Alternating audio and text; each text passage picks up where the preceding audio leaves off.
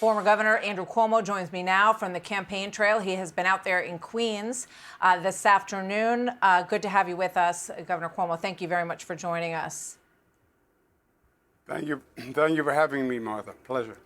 So, you look at this race, you look at the numbers, it is inevitable that Mamdani will win if somebody doesn't drop out. That's what most analysts say looking at this. Where do you see this going?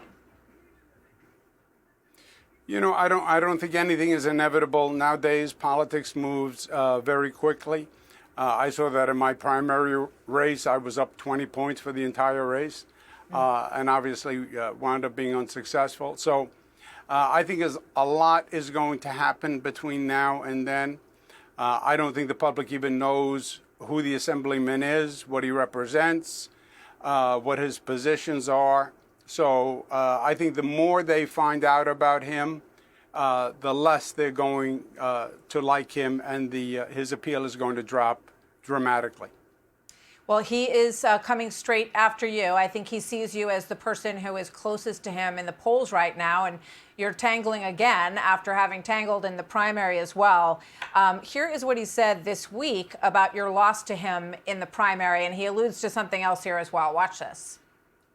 Andrew Cuomo is a man who doesn't understand that no means no. I won the most votes of any primary victor in New York City history, and still he thinks that New Yorkers want him to lead this city. So you can kind of see what he did there.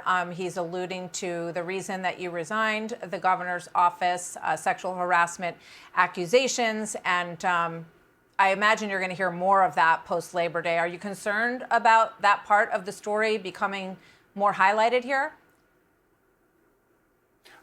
No, we've lived through that part of the story. Those accusations have all gone nowhere over the past 4 or 5 years, Martha. They've all been fully investigated by numerous bodies, federal, state, local, and nothing has come from any of them. So that goes nowhere. Yes, he won a primary, a Democratic primary that has obviously a limited turnout of activist Democrats. And yes, this is in many ways, an internal debate within the Democratic Party about what direction we should go. What does progressive mean in the Democratic Party?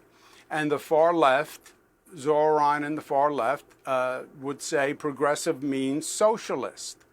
And he is a socialist. I am a Democrat. So you have a socialist running on the Democratic line, Zohran. You have me, a Democrat, running on the independent, on an independent line. And his positions just will not work in New York.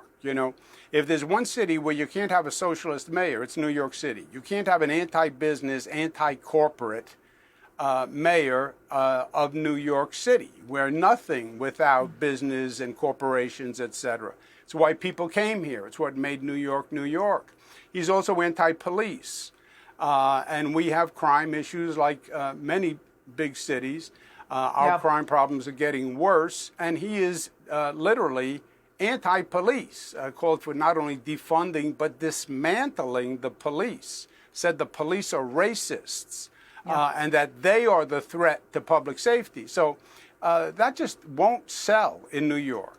Well, let me ask you about this, because bail reform is an issue. I spoke with some members of law enforcement on background. They said that the law that you signed in Albany for bail reform, they said that killed us here in New York. That's why we have 16 and 17-year-olds who are committing crimes. In fact, there was an incident today where an officer in Queens was shot in a friendly fire incident. They were going after someone who was out because of bail reform. Do you have regrets about signing that legislation as governor? Yeah, Martha, that is a law that I signed 6 years ago about. I then changed 3 months after it went into effect. It's then been changed another 2 or 3 or 4 times over the past 5 or so years. No, there is never been any credible evidence from anyone, any study that said bail reform has been an issue in increased crime.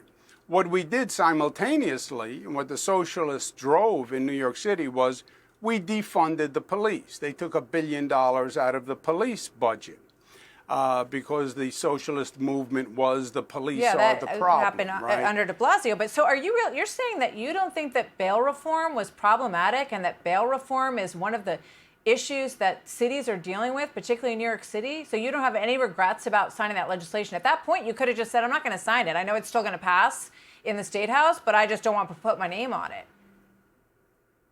Yeah.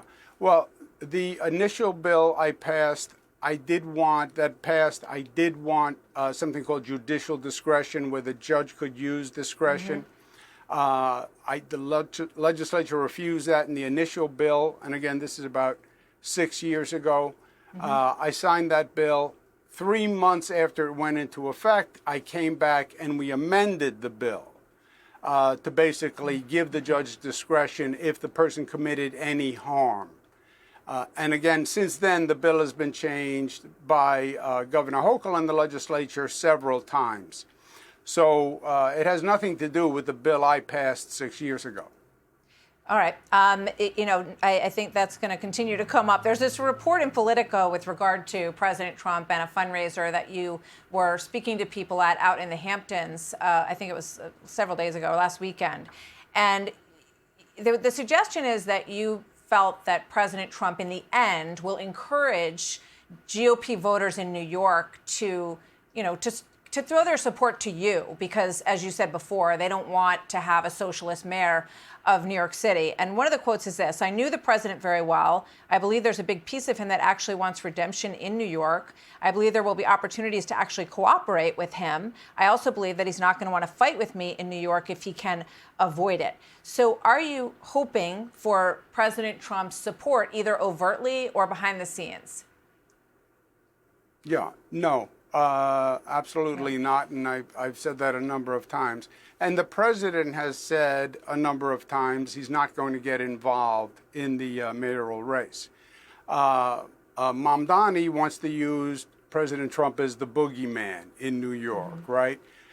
This is New York. It's a blue state.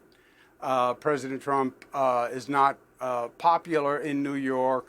So Zohran is trying to use Trump as the boogeyman to rally Democratic support.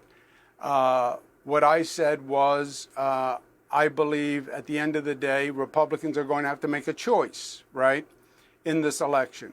And it's basically going to be between me and Zohran Mamdani, a socialist.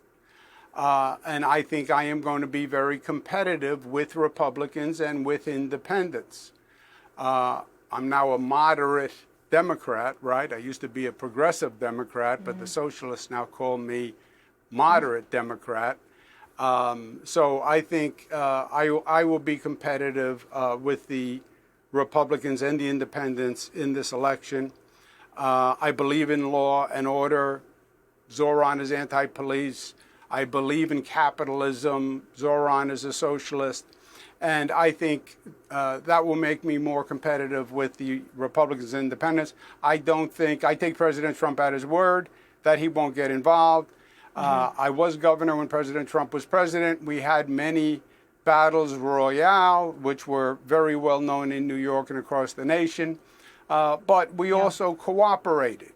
And as mayor, if President Trump wants to work with New York City, obviously the job of mayor would be to work cooperatively. And I do believe New York is President Trump's original home, Queens, which is where we are today. I do believe he would want to do good things for New York. If that's the case, I would work with him. If he was doing things that violated the rights of New Yorkers or the laws that are on our books, obviously I would defend against those actions, which I have in the past. I was looking at your website earlier today, and you talk a lot about law and order and public safety. There's actually been a somewhat positive reaction to the National Guard and the drop in crime that they've seen in D.C. And I've talked to other law enforcement leaders in other cities who say, yeah, we would welcome that kind of help, actually, for 30 days to try to get some of the things off the street that we need to remove. Would you welcome the National Guard if you thought that it could make New York City safer and add to public safety? No, we don't need the National Guard in New York City. If we thought we needed the National Guard in New York City, then the governor can call out the National Guard, or the mayor can ask the governor to call out the National Guard. As governor of New York for 11 years, there are many times that I did use the National Guard in New York City. And there are some National Guard deployed now in the New York City subway system. And we deployed the National Guard when we needed them during a hurricane, a storm, or if there was a massive demonstration, et cetera. Yeah. But no, we don't need federal intervention in the day-to-day management of New York City. All right, I just want to squeeze in two more quick questions here. Have you had any conversations with President Trump about the mayor's race? When was the last time you spoke with him? I've had no conversations with President Trump about the mayor's race.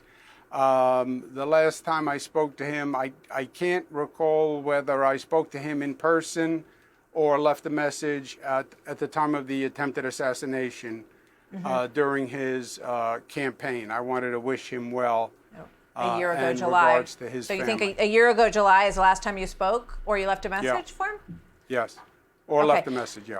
All right, just last question is a big picture thing. Do you think that woke is damaging as a democratic sort of philosophy? There's this thing about trigger words. We're going to talk about them later that are just negative for the party. And why do you think it is that New York City has had such a hard time, sort of fielding a strong field for mayor, going back to Bloomberg, really, since Bloomberg?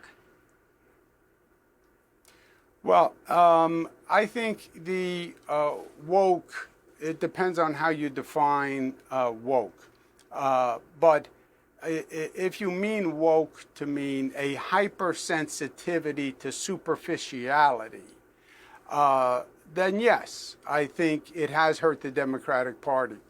Not just because it's a hypersensitivity that caters to the few, but because the party has missed the big issues, right?